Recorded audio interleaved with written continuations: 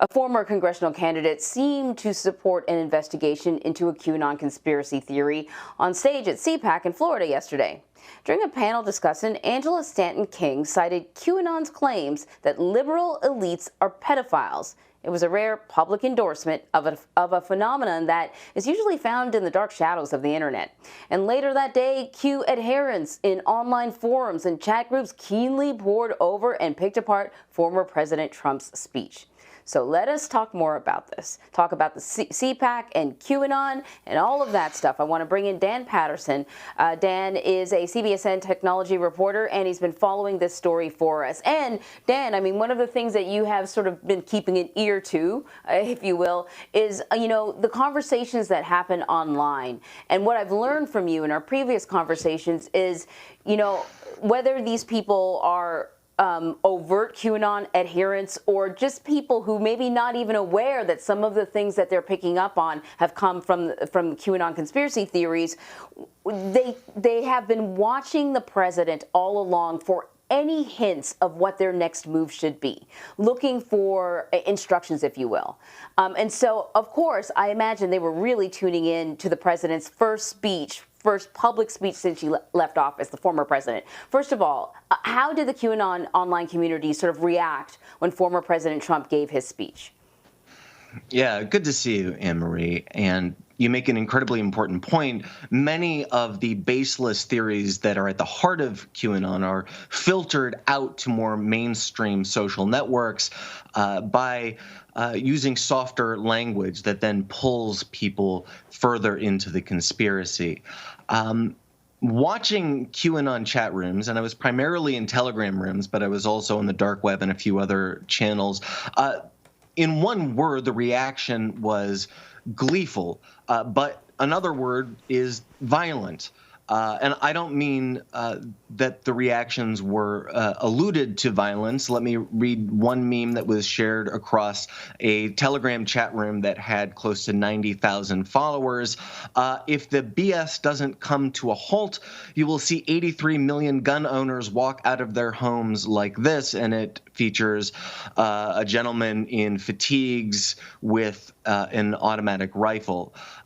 So the QAnon reaction to Trump was the same that we saw throughout the Trump presidency.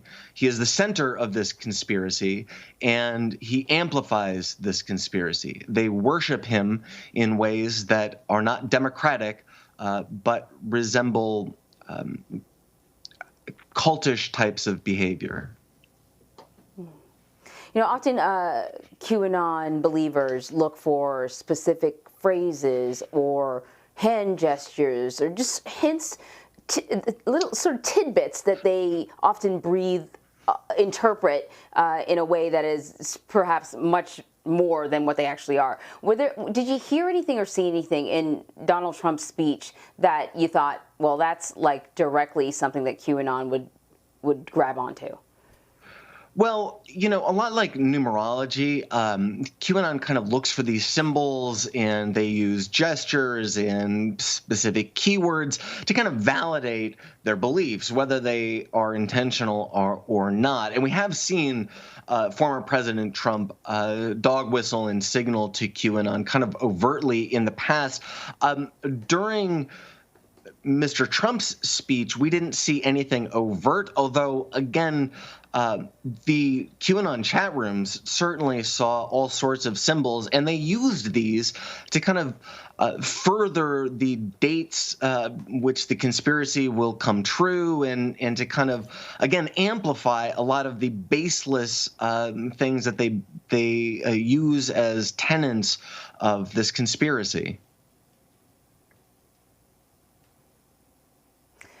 So listen, March 4th has come up recently over and over again with QAnon adherents. There's this feeling that I think that's sort of a misinterpretation of history, I think, or maybe it's not a misinterpretation, that March 4th is kind of the true inauguration date. But, what can you tell us about what QAnon adherents may be thinking about March 4th based on what they heard coming from the president?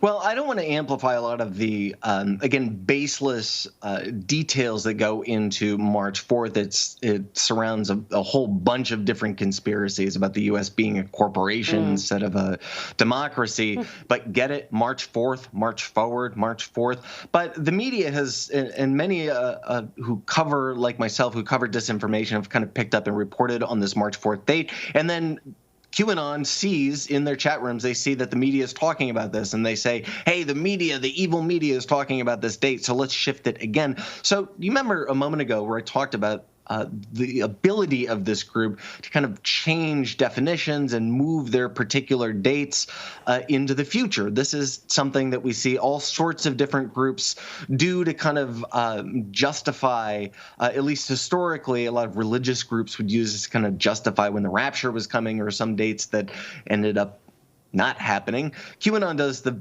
same thing. And the important thing here is to remember that these keep the conspiracy alive until Mr. Trump, in their feeling, announces his second run. At that point, they'll abandon all of these, or it seems as though they'll abandon all of these days and just get back on the Trump train. The important thing to remember is that all of these dates and the different symbols, they just keep this movement alive, and there's a lot of people who financially benefit from keeping this movement alive. I point you to the various vendors at CPAC this past weekend selling all sorts of pro-Trump and QAnon stuff. Look, there's just a gray market or a secondary market of people who do make a lot of cash on QAnon. That is a great reminder, Dan. Thank you very much. People got to be getting something out of it, right? Yeah. All right.